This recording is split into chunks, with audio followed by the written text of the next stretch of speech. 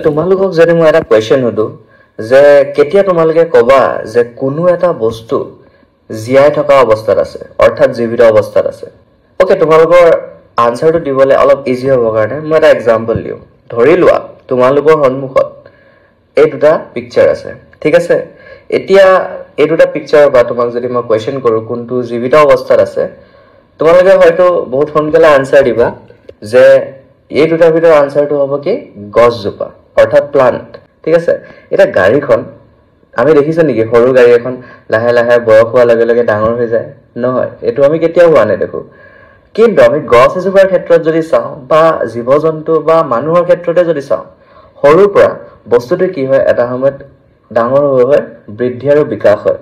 দেহৰ বিভিন্ন অংগবিলাক বৃদ্ধি আৰু বিকাশ হয় গছজোপাৰে পাত চাতবিলাক যেতিয়া সৰু অৱস্থাত থাকে তেতিয়া কিমান অকমানি অকমানি থাকে কিন্তু লাহে লাহে ডাঙৰ হৈ গৈ থাকে দেহৰ অংগবিলাকো কি হৈ যায় অলপ বিকাশ হৈ গৈ থাকে তেনেকে মানুহৰ ক্ষেত্ৰতো হয় বেলেগ বেলেগ জীৱ জন্তুৰ ক্ষেত্ৰতো হয় গতিকে ইয়াৰ পৰা আমি এটা কথা চিয়ৰ ক'ব পাৰিম যে কোনো এটা জীৱ জীয়াই আছে বুলি ক'বলৈ হ'লে আমি এইকেইটা কথা লক্ষ্য কৰিম যে সেই পাৰ্টিকুলাৰ বস্তুটো চলাচল কৰি আছে নে বৃদ্ধি আৰু বিকাশ হৈছে নে এতিয়া যদি মই কওঁ আমি সৰুৰ পৰা ডাঙৰ হৈছো গছজোপাৰো সৰুৰ পৰা বৃদ্ধি হৈছে ডাঙৰ হৈছে এনেই ডাঙৰ হৈ যাবনে ডেফিনেটলি কিছুমান বস্তু লাগিব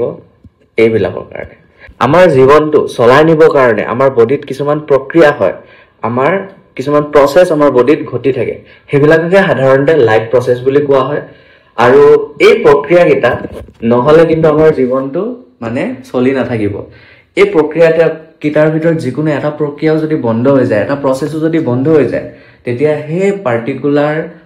বস্তুটো আমি জীয়াই আছে বুলি নকওঁ তেতিয়া মৃত্যু হ'ব তেতিয়া গতিকে আমি এটা কথা গম পালো যে জীয়াই থাকিবলৈ এই পাৰ্টিকুলাৰ প্ৰসেস কেইটা প্ৰক্ৰিয়া কেইটা হৈ থাকিব লাগিব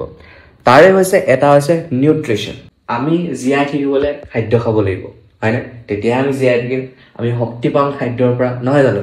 গতিকে আমি কাম কৰিবলৈ হওক যিকোনো ধৰণৰ লাইফ প্ৰসেসবিলাক চলাই নিবৰ কাৰণে আমাক লাগিব শক্তি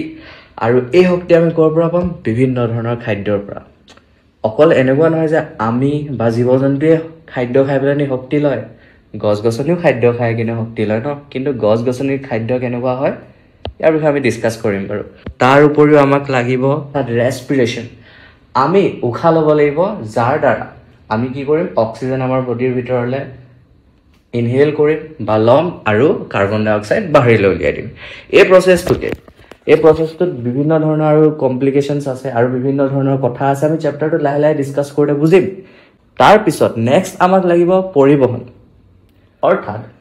ট্ৰান্সপৰ্টেশন আমি যিবিলাক খাদ্য যে খাম তাৰ পৰা যে প্ৰটিন পাম ভিটামিন পাম এইবিলাক বডিৰ বেলেগ বেলেগ অংগত বিয়পি যাব লাগিব তেতিয়াহে আমি শক্তি পাম নহয় জানো তেতিয়া আমাৰ গাত এনাৰ্জি আহিব আমি দৌৰিব পাৰিম কিবা কাম কৰিব পাৰিম গতিকে এই প্ৰসেসটো কেনেকৈ অক্সিজেন দেহৰ তেজৰ লগত মিলি পেলানি বিভিন্ন অংগলৈ যায় ঠিক আছে কেনেকৈ আমি যে শক্তি পাওঁ এই গোটেইখিনি কথা এই পৰিবহন পাৰ্টটোত আমি ডিসকাস কৰিম তাৰ পিছত নেক্সট আহিব লাষ্ট এক্সক্ৰিয়েশ্যন অৰ্থাৎ ৰেচন প্ৰক্ৰিয়া এটা যিবিলাক আমাৰ অলাগতিয়াল বস্তু বা অলাগতিয়াল খাদ্য আমাৰ যিটো বডিৰ ভিতৰত কোনো প্ৰয়োজন নাই সেইখিনি সাধাৰণতে ৰেচন প্ৰক্ৰিয়াৰ দ্বাৰা আমাৰ বডিটোৱে বাহিৰ কৰি দিয়ে আৰু এইটো নহয় যে কেৱল জীৱ জন্তু বা আমাৰে ৰেচন প্ৰক্ৰিয়াৰ দ্বাৰা অলাগতিয়াল বস্তু বাহিৰ কৰি দিয়ে ইভেন প্লান্টছো নিজৰ অলাগতিয়াল যিখিনি পানী হওক বা খাদ্য সেইখিনি ৰেচন প্ৰক্ৰিয়াৰ দ্বাৰা বাহিৰ কৰি দিয়ে যদি আমি নিউট্ৰিচনৰ বিষয়ে চাওঁ পৰিপুষ্টি সো সাধাৰণতে আমি একচুয়ালি পৰিপুষ্টিটো দুটা টাইপত ভাগ কৰিব পাৰোঁ মানে কিছুমানে নিজৰ খাদ্য নিজে প্ৰস্তুত কৰি ল'ব পাৰে ঠিক আছে নিজে প্ৰস্তুত কৰি ল'ব পাৰে আৰু কিছুমানে নিজৰ খাদ্য নিজে প্ৰস্তুত কৰি ল'ব নোৱাৰে যোনখিনিয়ে পাৰে সিহঁতক অটোট্ৰফ বা স্বভোগী পৰিপুষ্টি বুলি কোৱা হয় আৰু যোনখিনিয়ে নোৱাৰে সিহঁতক কোৱা হয় হেটেৰট্ৰফিক বা পৰপুষ্টি কোনে নিজৰ খাদ্য নিজে প্ৰস্তুত কৰিব একচুয়ালি পাৰে তো হেতুৰ প্ৰথম আনসাৰটো হ'ব যিখিনি স্বভোগী জীৱ আছে যেনেকৈ তোমাৰ বিভিন্ন ধৰণৰ প্লান্ট লৈ লোৱা ঠিক আছে বিভিন্ন ধৰণৰ ব্যাক্টেৰিয়া তো সিহঁতি ফাংগিটো একচুয়ালি নহয় বিভিন্ন ধৰণৰ বেক্টেৰিয়াই সাধাৰণতে কি কৰিব পাৰে নিজৰ খাদ্য নিজে প্ৰস্তুত কৰি ল'ব পাৰে প্লান্টে যেনেকৈ তোমাৰ ফটোচিনথেসিস অৰ্থাৎ সালোক সংশ্লেষণৰ দ্বাৰা নিজৰ খাদ্য নিজে প্ৰস্তুত কৰি ল'ব পাৰে হয়নে সাধাৰণতে কিছুমান উদ্ভিদ বা প্লান্ট আৰু কিছুমান বেক্টেৰিয়া সো এতিয়া যদি আমি চাওঁ যে কোনবিলাকে নিজৰ খাদ্য নিজে প্ৰস্তুত কৰিব নোৱাৰে তেতিয়া আমি দেখিম নিজৰ খাদ্য নিজে প্ৰস্তুত কৰিব নোৱাৰা জীৱবিলাকক সাধাৰণতে আমি পৰোপকাৰী বুলি কওঁ মানে সিহঁতি ডাইৰেক্টলি ডিপেন্ডেন্ট থাকে তোমাৰ মানে স্বপোষী জীৱ আছে বা অটোট্ৰফিক যিখিনি প্লান্ট বা বেক্টেৰিয়া আছে এইবিলাকৰ ওপৰত এটা প্লান্ট বিলাকে প্ৰডিউস কৰা খাদ্যবিলাকৰ পৰাই বিভিন্ন ৰূপ থাকে তো তাৰ পৰা আমিও খাদ্য পাওঁ হয়নে আমিও খাদ্য পাওঁ বাকি জীৱ-জন্তু খাদ্য পায় তো সাধাৰণতে গোটেই পৰোপকাৰী জীৱবিলাক মানে এই স্বপোষী জীৱৰ ওপৰত টোটালি ডিপেন্ডেন্ট হয় ঠিক আছে এতিয়া আমি যদি চাওঁ হেটেৰোট্ৰফিক অৰ্থাৎ পৰোপকাৰী জীৱ কোনবিলাক তেতিয়া আমি দেখিম যে ইয়াকো তিনি ধৰণৰ ভাগ কৰিব পাৰিম এটা আছে হলজয়ী অৰ্থাৎ এইবিলাক জীৱ-জন্তু যোনে খাদ্য নিজৰ বডিৰ ভিতৰত ডাইজেষ্ট কৰে পচন ঘটাই নিজৰ বডিৰ শৰীৰৰ ভিতৰত পচন ঘটাই মানে সো এতিয়া নিজৰ বডিৰ ভিতৰত ডাইজেষ্ট কোনে কৰে মানুহৰ লগতে বিভিন্ন ধৰণৰ জীৱ-জন্তু হয় না খাদ্য খালে বডিৰ ভিতৰতে ডাইজেষ্ট হয় ৰাইট নিজৰ শৰীৰৰ ভিতৰত পচন হয় তো হিহঁতক সাধাৰণতে হলজয়িক বুলি কোৱা হয় আৰু ইয়াৰ বিপৰীতে যিখিনি চেপ্ৰট্ৰফিক থাকে হিহঁতি আচলতে নিজৰ খাদ্যখিনি বডিৰ ভিতৰত কোনো ধৰণৰ ডাইজেশ্যন ঘটাব নোৱাৰে অৰ্থাৎ শৰীৰৰ বাহিৰত তেওঁলোকৰ পচন ঘটে এটা এক্সাম্পলৰ সহায়ত বুজিবলৈ ট্ৰাই কৰোঁ আমি দেখিব পাইছোঁ বিভিন্ন টাইমত ফল-মূলবিলাক এনেকৈ বেয়া হৈ যায় বা তুমি যদি আপেল এটুকুৰা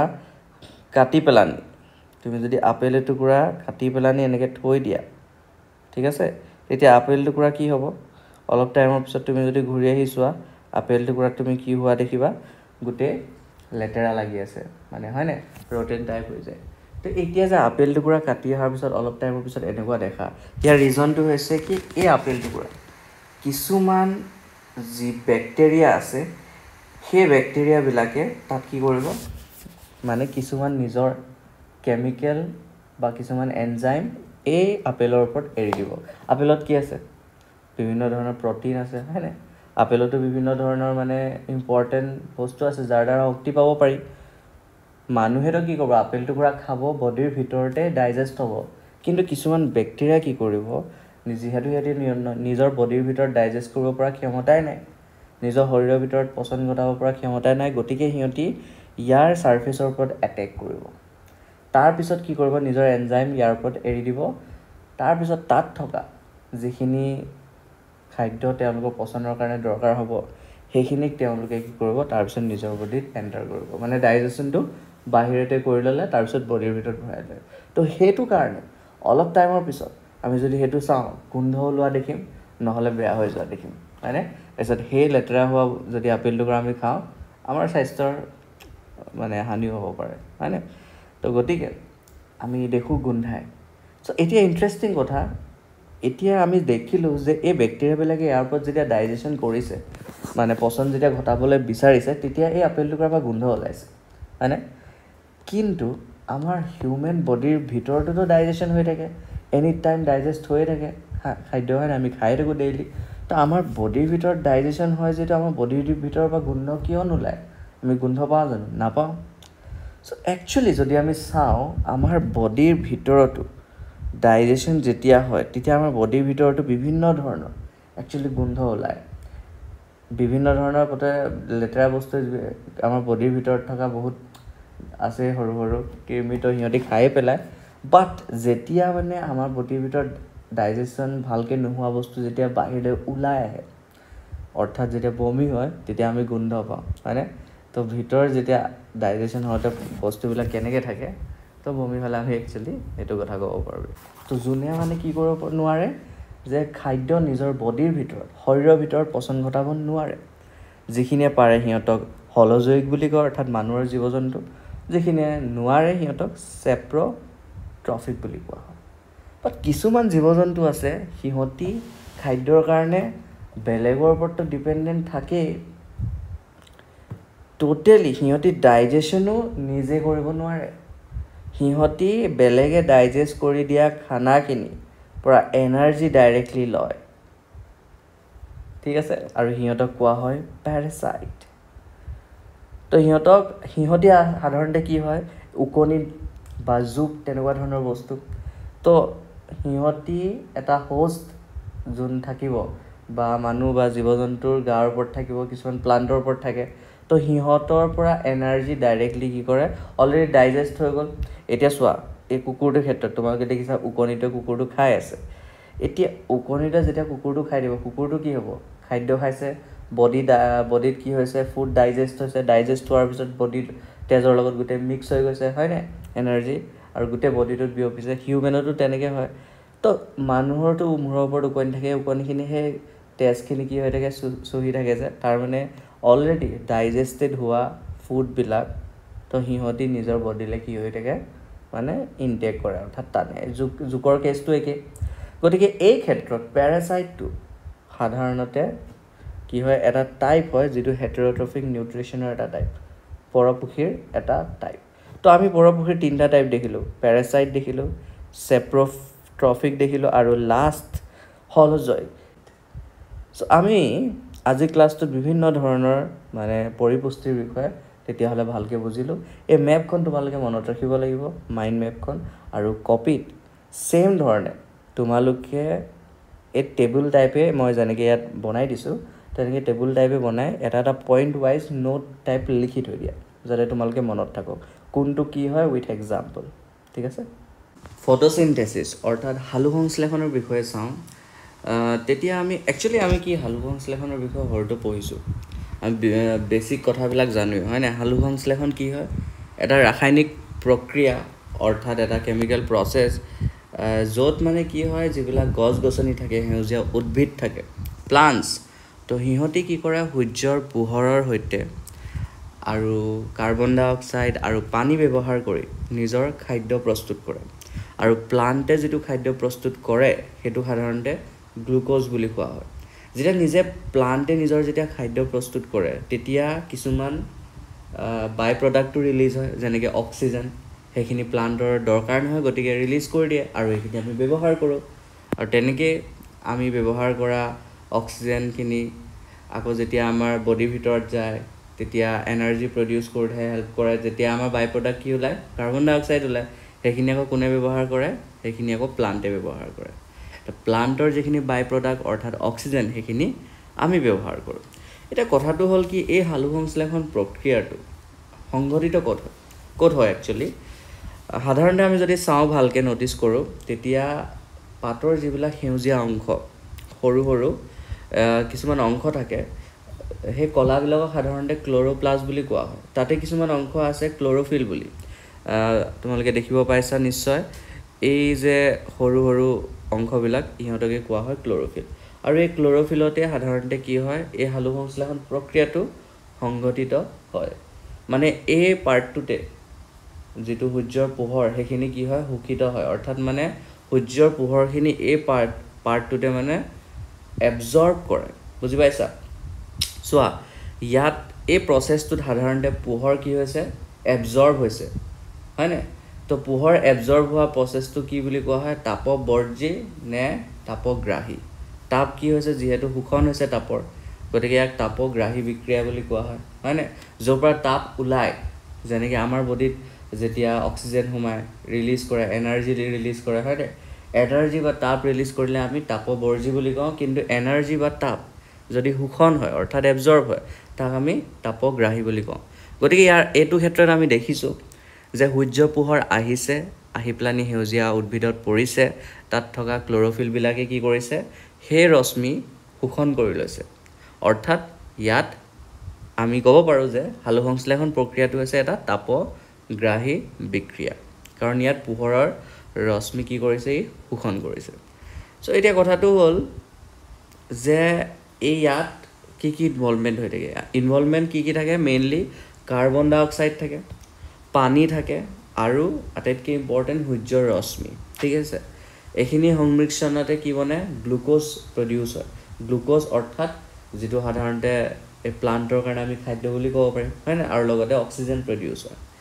সো এতিয়া এই ইকুৱেশ্যনটো ইম্পৰ্টেণ্ট হয় আৰু এই ইকুৱেশ্যনটো তোমালোকে ভালকৈ মনত ৰাখিবা লিখিও ল'বা কাৰণ এই ইকুৱেশ্যনটো পৰীক্ষাত কেতিয়াবা আহি থাকে ঠিক আছে হালু সংশ্লেষণত তোমালোকে বেসিক কথাখিনি হৰটো শিকিছা এতিয়া মনত ৰাখিবলগীয়া হৈছে এই বিক্ৰিয়াটো এতিয়া যদি আমি ভালকৈ চাওঁ আমি গম পাইছো যে হালু সংশ্লেষণ প্ৰক্ৰিয়াত কাৰ্বন ডাই অক্সাইড আৰু অক্সিজেন গেছৰ আদান প্ৰদান হয় কাৰ্বন ডাই অক্সাইড গেছটো মানে প্লান্টক দৰকাৰ হয় গতিকে হি লয় আৰু অক্সিজেনটো যেটো প্লান্টৰ খাদ্য প্ৰস্তুতি হতে প্ৰডিউস হয় হেতু কি কৰি দিয়ে বাহিৰলে উলিয়াই দিয়ে গতিকে এই ক্ষেত্ৰত কোনে হেল্প কৰে এই ষ্টমাটাখিনি হেল্প কৰে এটো এটা প্লান্টৰ মানে যেটো পাত অংশ লিভ হে পাত অংশৰ এটা চিত্ৰ তোমালোকে দেখিছা সো ইয়াত কি হয় যেটো মানে মেলি আছে না এটো ষ্টমাটা বুলি কোৱা হয় তাত মানে অক্সিজেন বা কাৰ্বন ডাই অক্সাইডৰ গেছৰ আদান প্ৰদান হওঁতে এই ফুটাটো কি হৈ যায় মানে মেল খাই যায় আৰু পিছত মানে জাপ খাই যায় ঠিক আছে যেতিয়া মানে আদান প্ৰদান বন্ধ হৈ যায় তো সাধাৰণতে আমি এটা কথা জানো যে কি লাগে হালু সংশ্লেষণ হ'বলে কাৰ্বন ডাই অক্সাইড লাগিব পানী লাগিব হয় না আৰু সূৰ্য ৰশ্মি তো কাৰ্বন ডাই অক্সাইড কেনেকৈ পায় এই ষ্টমাটা দি ঘুমায় বাহিৰত থকা কাৰ্বন ডাই অক্সাইড খিনি গছৰ যেটো পাতত ষ্টমাটা থাকে যেটো ফুটা থাকে তাৰ মাজেদি ঘুমায় আৰু হে তাৰ মাজেদি অক্সিজেন খিনি বাহিৰ ওলাই যায় যেখিনি বাই প্ৰডাক্ট থাকে হয় না আৰু আমি জানো যে গছত দুই ধৰণৰ কলা থাকে এটা জাইলেম থাকে এটা ফ্লুয়েম থাকে ফ্লুয়েম খিনিয়ে গছত থকা প্ৰডিউস হোৱা যিবিলাক ফুড অৰ্থাৎ খাদ্য গুটে মানে গছত কি কৰে পৰিবহন কৰে কিন্তু জাইলেম নামৰ কলাই কি কৰে তোমাৰ মাটিৰ তলৰ পৰা হিপাৰ পৰা পানী বিশেষকৈ গছৰ বিভিন্ন অংশ মানে পেলায় আৰু হে পানীখিনি ব্যৱহাৰ কৰা হয় এই ফটোসিনথেসিস ঠিক আছে এটা ইম্পৰ্টেন্ট কথাটো মই তোমালোকক কোৱেশ্চনটা যদি কৰো ঠিক আছে এই চিত্ৰটোলে চোৱা তোমালোকে কি দেখিছা ডেফিনেটলি তোমালোকে এজোপা মানে গছ দেখিছা যোন জোপা গছ মৰি মৃত্যু হৈ আছে হয়নে গ্ৰীন হৈ থকা নাই এনেকে মৰি আছে সো এই গছজোপা যে মৰি আছে ইয়াৰ কি ৰিজন হ'ব পাৰে ইয়াৰ কি কাৰণ হ'ব পাৰে মই যদি তোমাক প্ৰশ্ন কৰো তে তুমি কি উত্তৰ দিবা তো বিভিন্ন ধৰণৰ তোমাৰ ওচৰত আনসাৰ থাকিব পাৰে যেনেকে অভাৰ ওয়াটাৰিং যদি গছজোপাত প্ৰয়োজনতকৈ বেছি পানী দি দিয়া হয় তেতিয়া এটো অৱস্থা হ'ব পাৰে ওকে পোৰ সয়েল কোৱালিটি হ'ব পাৰে অৰ্থাৎ যত মানে গছজোপা আছে তাত মাটিৰ যেটো কোৱালিটি হেতু হয়তো বেয়া হ'ব পাৰে মাটিৰ তলত মিনাৰেলছ নাই ভালকে ওয়াটাৰ নাই গতিকে এই কাৰণে খাদ্য প্ৰস্তুত কৰিব পৰা নাই গছজোপা আৰু সেই কাৰণে এটো অৱস্থা হৈছে বা কেতিয়াবা পোৰ সয়েল কোৱালিটি হলে তাত pH ৰ মাত্ৰা কি হয় মানে বেছি বা কম হলে দিগদাৰ আছে বেছি হলে কি হৈ যাব তোমাৰ খাৰকীয় হৈ যাব আৰু কম হলে এসিডিক হৈ যাব তো দুইটাই কি হয় বেয়া হৈ যায় তাৰ উপৰেঞ্চিও সেই জাগা টুকুৰাত যদি সূৰ্যৰ পোহৰ নপৰে তেতিয়াও গছজোপা এটো অৱস্থা হ'ব হয় না আৰু পানীৰ অভাৱ হলে বা এনভায়ৰনমেন্ট বা প্ৰকৃতিৰ কিবা কাৰণ হলে হয় না বা গছজোপাৰ যদি বহুত বেছি বয়স হৈছে তেতিয়াও এটো অৱস্থা হ'ব গতিকে বিভিন্ন কাৰণ হ'ব পাৰে গছজোপা মানে সুস্থ হৈ নাথাকিবৰ কাৰণে মৃত্যু যে হ'ল এই বিভিন্ন কাৰণ হ'ব পাৰে ইয়াৰ পৰা আমি কি বুজিলো যেনেকৈ আমাৰ মানুহকো মানে জীয়াই থাকিবলৈ এনাৰ্জি লাগে তাৰ কাৰণে আমি খাদ্য খাওঁ ঠিক তেনে ধৰণে প্লান্টস বিলাকো জীয়াই থাকিবৰ কাৰণে প্লান্টস বিলাকক কি লাগে এনাৰ্জি লাগে আৰু এনাৰ্জি বিলাক তেওঁলোকে কৰ পৰা পাব ফটোসিনথেসিস অৰ্থাৎ হালু সংশ্লেষণ প্ৰক্ৰিয়াটো কৰি কেনে পাব আৰু এই ক্ষেত্ৰত আমি যেহেতু দেখিলো যে হালু সংশ্লেষণ প্ৰক্ৰিয়া সংগঠিত হোৱা নাই গতিকে গছজোপাৰ মৃত্যু হৈছে এটা ইন্টাৰেষ্টিং কথা যে হালু সংশ্লেষণ হ'ব কাৰণে কি লাগিব কি ইম্পৰ্টেন্ট ফ্যাক্টৰস আছে তো ফাৰ্স্ট অফ অল টেম্পাৰেচাৰ হালু সংশ্লেষণ হ'ব কাৰণে টেম্পাৰেচাৰ মেটাৰ কৰে আসলতে কি হয় হালু সংশ্লেষণ 15 to 30 ডিগ্ৰী সেলসিয়াস টেম্পাৰেচাৰ বা তাতকৈ বেছি হলে আপোন ধুনিয়াকে ফটোসিনথেসিস প্ৰসেসটো হ'ব পাৰে কিন্তু তাতকৈ যদি মানে বহুত কম টেম্পাৰেচাৰ হয় ঠিক আছে কিছুমান জায়গাত থাকে টেম্পাৰেচাৰ বহুত হয় বহুত কম হয় কিছুমানত মাইনাছত হয় বহুত বেছি ঠাণ্ডা সো তেনেকুৱা জাগাত য'ত সূৰ্যৰ ৰশ্মি ভালকৈ পৰাই নাই, তো তেনেকুৱা জাগাত মানে বেছিকৈ সালোকসংশ্লেষণ প্ৰক্ৰিয়াটো আমি সংঘটিত হোৱা নেদেখোঁ। তাৰপিছত নেক্সট ইম্পৰ্টেণ্ট ফেক্টৰ আছে ছানলাইট। ডেফিনেটলি সূৰ্যৰ পোহৰটো লাগিবই, ক্ল'ৰ'ফিলত পৰিব লাগিব, তাৰপিছতে কি হ'ব, সেই পোহৰটো শোষণ কৰিব ক্ল'ৰ'ফিলে, তাৰপিছত খাদ্য প্ৰস্তুত কৰিব। গতিকে ছানলাইটো ইম্পৰ্টেণ্ট। আৰু এটা ইম্পৰ্টেণ্ট বস্তু হৈছে কাৰ্বন ডাই অক্সাইড গেছ, যিখিনি মানুহ বা বেলেগ জীৱ জন্তুৱে বাই প্ৰডাক্ট হিচাপে বাহিৰ কৰি দিয়ে দেহৰ পৰা কাৰ্বন ডাই অক্সাইডখিনি, সেইখিনিও ইম্পৰ্টেণ্ট হৈছে গছৰ কাৰণে সালোকসংশ্লেষণ প্ৰক্ৰিয়াটো কমপ্লিট কৰিবৰ কাৰণে। এতিয়া কাৰ্বন ডাই অক্সাইডটো একচুৱেলি কি কৰে কাৰ্বন ডাই অক্সাইডে ফটোচিনথেচিছৰ যিটো হাৰটো বৃদ্ধি কৰে, বহুত স্পীডত ফটোচিনথেচিছ হয় আৰু ভাল ধৰণে ফটোচিনথেচিছ প্ৰক্ৰিয়াটো কমপ্লিট হয় যদি কাৰ্বন ডাই অক্সাইড থাকে, আৰু নাথাকিলেতো প্ৰচেছে কমপ্লিট নহয়। আৰু লগতে ৱাটাৰ অৰ্থাৎ পানীও প্ৰয়োজন আছে, কিন্তু এটা কথা, এটা লিমিটিং এমাউণ্ট অফ পানী ঠিক আছে, কিন্তু যদি জোখতকৈ বহুত বেছি পানী মানে পায় গছজোপাই, তেতিয়াও মানে কি হ'ব পাৰে, সেই ফটোচিনথেচিছ প্ৰক্ৰিয়াত বাধা পৰিব পাৰে, গছজোপাৰ মৃত্যু হ'ব পাৰে। ঠিক আছে, গতিকে আমি গম পালোঁ যে বিভিন্ন ধৰণৰ ফেক্টৰছ আছে। কি ফেক্টৰছ আছে? টেম্পাৰেচাৰ আছে, ছানলাইট আছে, কাৰ্বন ডাই অক্সাইডৰ পৰিমাণৰ ওপৰতো ডিপেণ্ড কৰিব। গতিকে এইবিলাক বিভিন্ন কাৰণৰ ওপৰত ডিপেণ্ড কৰিব সালোকসংশ্লেষণ অৰ্থাৎ ফটোচিনথেচিছ প্ৰক্ৰিয়াটো। চ' আই হোপ তোমালোকে ফটোচিনথেচিছ অৰ্থাৎ সালোকসংশ্লেষণ প্ৰক্ৰিয়াটোতো বুজি পাই গ'লা ভালকৈ, আগতে হেৰিত পঢ়িছাই হয়নে স্কুলত, তো বা ক্লাছত আগতে পঢ়িছাই, এইবাৰ অলপ ডিটেইলকৈ পাইছা আৰু। ঠিক আছে, চ' এইটো এটা পাৰ্ট আছিলে তোমাৰ যিখিনি প্লাণ্টৰ কাৰণে ইম্পৰ্টেণ্ট পাৰ্ট হয়। এতিয়া বেচিকেলি মেইন কথা হৈছে আমাৰ পচন তন্ত্ৰটো। এতিয়া নিউট্ৰিশ্যন আমি ইতিমধ্যে শিকিলোঁ যে প্লাণ্টে কেনেকৈ নিউট্ৰিশ্যন কৰে হয়নে, কি ধৰণে নিজে শক্তি পায়। গতিকে এতিয়া আমি চাম আমাৰ হিউমেন বডিয়ে কি ধৰণে শক্তি পায়, আমি কি ধৰণে শক্তি পাওঁ হয়নে। আমাৰ নিউট্ৰিশ্যন যে আমি লওঁ, খাদ্য যে খাওঁ, তাৰ পৰা প্ৰটিন, ভিটামিন, এইখিনি আমাৰ বডিত কি ধৰণে মিক্স হৈ যায় ব্লাডৰ লগত, আমি সেইখিনি চাওঁ।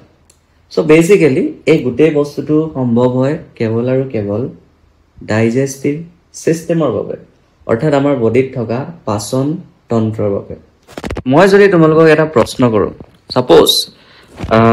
যোনে যোনে ভিডিঅ' চাই আছা, মই ভাবিছোঁ তোমালোক ষ্টুডেণ্টখিনি দুটা গ্ৰুপত ভাগ হৈ লোৱা। ঠিক আছে, তো যদি ইমাজিন কৰা, ঠিক আছে, জাষ্ট ইমাজিন কৰা দুটা গ্ৰুপত তোমালোকে ভাগ হৈ আছা। এটা গ্ৰুপৰ ষ্টুডেণ্টখিনি মই কি দিলোঁ, বিস্কুট মানে কি কৰিলোঁ, ডাইৰেক্ট চুবাব দিলোঁ, আৰু এটা গ্ৰুপৰ ষ্টুডেণ্টখিনিক বিস্কুট দিলোঁ, খালি মুখত চুবাব নালাগে, অকণমান টাইম লৈ কেনে ৰৈ থকা। এতিয়া দুই ক্ষেত্ৰতে কিবা এটা নিশ্চয় পাৰ্থক্য থাকিব। যিখিনি ষ্টুডেণ্টে ডাইৰেক্ট চুবাই দিছিলে সেইখিনি এটা বেলেগ ধৰণৰ অনুভৱ কৰিব, আৰু যিখিনি ষ্টুডেণ্টে বিস্কুটটো মুখত লৈ চুবাই দিয়া নাই, জাষ্ট মুখত লৈ ৰৈ আছিলা, তেওঁলোকে অলপ টাইমৰ পিছত কি নটিচ কৰিব যে বিস্কুটখিনি লাহে লাহে তিতি গৈছে আৰু মানে কোমল হৈ গৈছে ধুনীয়াকৈ হয়নে, তেনেকৈ নটিচ কৰিবা। এইটো কি কাৰণে হ'ল, কাৰণ আমাৰ বডিৰ ভিতৰত যি জিভা আছে তাৰ পৰা এনি টাইম কি ওলাই থাকে, চেলাইভা ওলাই থাকে, অৰ্থাৎ মানে পানী ওলাই থাকে হয়নে। চ' সেই পানী একচুৱেলি তোমালোকক মই যদি কওঁ দিনটোত কিমান ওলাই জানানে, অলমষ্ট 1 অৰ্থাৎ 1 পৰা 1.5 লিটাৰ পানী জিভাৰ পৰা আমাৰ প্ৰতিদিনে ওলায়। ঠিক আছে, চ' এইটো এটা ইণ্টাৰেষ্টিং ফেক্ট আছিলে, যদি কোনোবাই নাজানা আজি জানি থৈ দিয়া। ডাইজেষ্টিভ চিষ্টেমত কি কি পাৰ্ট আছে, এটাতো আছে আমাৰ মুখখন, ঠিক আছে, তাৰপিছত নেক্সট আছে এছ'ফেগাছ অৰ্থাৎ খাদ্যনলী, ফুড পাইপডালকো কোৱা হয় এছ'ফেগাছ। তাৰপিছত ষ্টমাক আছে, স্মল ইণ্টেষ্টাইন আছে, লাৰ্জ ইণ্টেষ্টাইন আছে, আৰু বাকী কিছুমান অৰ্গেনছ। তো মেইনলি সিহঁতৰ মানে ভিতৰত থকা অৰ্গেনখিনিৰ কাম কি, যিবিলাক খাদ্য আমি খাওঁ কমপ্লেক্স অৱস্থাত থাকে, জটিল অৱস্থাত থাকে, তাক ভাঙি টুকুৰা টুকুৰ কৰি সৰু আৰু একদম সৰল অৱস্থালৈ আনা, যাতে ইজিলি ডাইজেষ্ট হৈ যায় আৰু আমাৰ ব্লাডৰ লগত ধুনীয়াকৈ মিক্স হৈ বডিৰ বিভিন্ন পাৰ্টত পাই যায়গৈ। চ' মেইনলি এইটোৱে কাম। তো এই গোটেই কামটো আৰম্ভ হয় মুখৰ পৰা। আমি যিকোনো এটা খানা প্ৰথমে ক'ৰ পৰা আৰম্ভ কৰিম খাবলৈ, মুখৰ পৰা। তো মুখত যেতিয়া আমি খানাটো লওঁ দুই ধৰণৰ কাম হ'ব। এটাতো হ'ব আমি জিভাই যেতিয়া দাঁতে আমি বস্তুটো কি কৰিম, চুবাই চুবাই গুৰি কৰি হয় নে, সৰু সৰু পাৰ্টত ভাগ কৰি ল'ম। তাৰপিছত নেক্সট কামটো আমাৰ কৰিব জিভাই। জিভাৰ চেলাইভাৰ পৰা কিছুমান এনজাইমছ ওলাব অৰ্থাৎ উৎসেচক ওলাব যিবিলাকে কি কৰিব খাদ্যটো পাচন হোৱাত হেল্প কৰিব আৰু মানে মানুহৰ খাদ্য পচন হ'বলৈ আৰম্ভ হৈ যায় মুখৰ চেলাইভাৰ পৰা যি সেই পাচক ৰস ওলায় তাতে মানে বেচিক্যালি যিখিনি ষ্টাৰ্ট থাকিব ঠিক আছে ষ্টাৰ্টখিনি চুগাৰলৈ মানে কনভাৰ্ট হ'বলৈ ষ্টাৰ্ট হ'ব ডাইজেষ্ট হ'বলৈ ষ্টাৰ্ট হৈ যাব সো তাত প্ৰথমে পাৰ্টটো কি হ'ল ষ্টাৰ্টখিনি চুগাৰলৈ কনভাৰ্ট হ'ল ঠিক আছে সেইটো এটা বেসিক পাৰ্ট আহিলে তো ফাৰ্স্ট অফ অল মুখতে আৰম্ভ হৈ গ'ল পচনৰ তাৰপিছত খাদ্যখিনি মুখৰ পৰা কি হ'ব লাহেকে এছফেগাছলৈ যাব অৰ্থাৎ খাদ্যনলীলৈ যাব এটা ইন্টাৰেষ্টিং কথা কি খাদ্যনলীত কোনো ধৰণৰ পাচক ৰস নাথাকে ইয়াত কোনো ধৰণৰ এনজাইমছ নোলায় ঠিক আছে ই জাস্ট কি কৰিব খাদ্যটো তললে আনি দিয়াত হেল্প কৰিব কাৰণ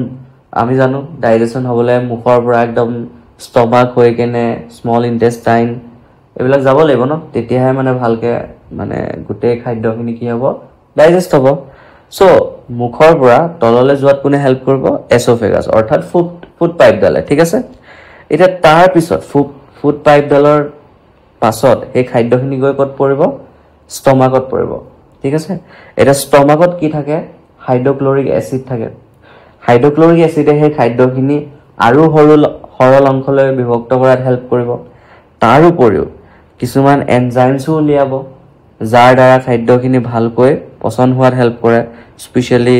তোমাৰ প্ৰটিন হওক ভিটামিনছ হওক এইবিলাক পচন হোৱাত মানে যথেষ্ট হেল্প কৰি দিয়ে ঠিক আছে তাৰ তলতে তোমাৰ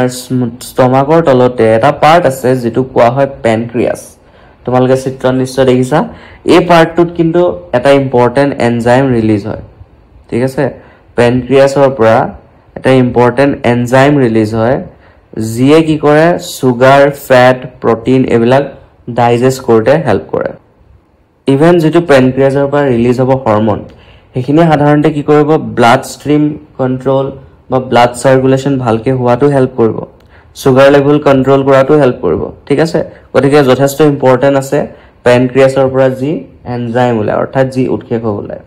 এটা তাৰ পিছত খাদ্যখিনি কি ক'লে যাব লিভাৰলৈ তে লিভাৰটো কিছুমান তোমাৰ ডাইজেশনৰ কাম আৰম্ভ হয় লিভাৰটো কিছুমান তোমাৰ ধৰিলা ফেটছ বিলাক প্ৰটিন বিলাক ডাইজেষ্ট হোৱাত হেল্প কৰে আৰু লিভাৰৰ বহুত এটা ইম্পৰ্টেন্ট কাম হৈছে যেটো ব্লাড ক্লটিং যে হয় অৰ্থাৎ আমাৰ যেতিয়া কাটিলে কোবাত অংশত কাটিলে তেজ ওলায় আৰু সেই তেজখিনি বন্ধ হোৱা প্ৰসেছটো সাধাৰণতে কি বুলি কোৱা হয় ব্লাড ক্লটিং বুলি কোৱা হয় আৰু এই প্ৰসেছটো এই লিভাৰে যথেষ্ট হেল্প কৰে কাৰণ লিভাৰৰ পৰা বিভিন্ন ধৰণৰ কেমিকেলছ ওলায় যোনটোৱে এই প্ৰসেছটো কৰাত যথেষ্ট বেছি গুৰুত্বপূৰ্ণ ভূমিকা পালন কৰে ঠিক আছে ইয়াৰ উপৰিও আমাৰ স্বাস্থ্যটো সুস্থ ৰখাত যথেষ্ট সহায় কৰে কাৰণ ব্লাড সুগাৰ লেভেল যেটো হেতু কন্ট্ৰোল কৰাত সহায় কৰে লিভাৰে তাৰ পিছত খাদ্যখিনি গেল ব্লেডাৰ যেটো অংশ আছে this is a very small part okay এই পাৰ্টটোলে যায় তাৰ পিছত তাৰ পৰা বাইল বুলি এটা বস্তু ওলায় যোনটোৱেও কি কৰে কাৰ্বোহাইড্ৰেট আৰু ফেটছ খিনি ডাইজেষ্ট কৰাত যথেষ্ট হেল্প কৰে বাইল যিখিনি এনজাইম ওলায় তো এতিয়া এইখিনি গম পাইছো তাৰ পিছত নেক্সট তাৰ পিছত খাদ্যখিনি ক'ত আহিব স্মল ইন্টেষ্টাইনলৈ আহিব